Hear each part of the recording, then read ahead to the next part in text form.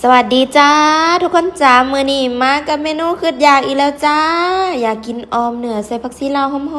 มๆเนาะจ้ามื้อนี้เนาะเฮากับมาเข้าครัวกันเลยนะจ้าเฮาจะโขลกหอมแดงตะไคร้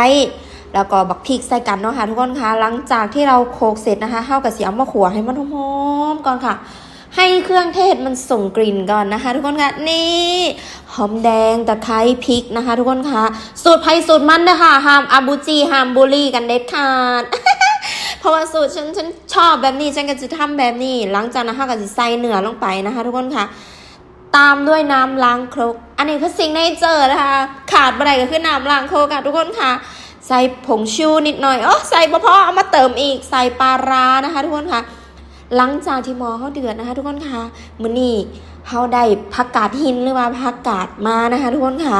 แล้วก็มีต้นหอมผักชีลาวนะคะทุกคนค่ะเขาก็ใส่ผักแบบจุกๆล้นหม้อไปเลยค่ะทุกคนค่ะไม่แห่ค่ะเพราะว่ายังเขามากินผักค่ะทุกคนค่ะ คุณอ่ะบู๊ผักจนล้นหม้อหลังจากนั้นเขาก็มากดลงแน่นิดหน่อยนะคะทุกคนค่ะรอผักยุบหรือว่าผักสุกนะคะทุกคนค่ะเพื่อที่จะให้มันเข้าน้ำเข้าเนื้อเขาก็ใส่ใบมะกรูดแห้งนะคะทุกคนค่ะบ่ได้ซื้อมาแบบแห้งดอกก็คือว่าซื้อมาหลายมือแล้วบ่ได้เห็นแนวกินจักเทื่อ นี่แล้วก็เติมลูกโดดไปนะคะทุกคนค่ะมีบักพริกเป็นลูกโดดนะคะทุกคนค่ะบ่กินเนาะค่ะเติมไปเพื่อประดับนะคะทุกคนค่ะ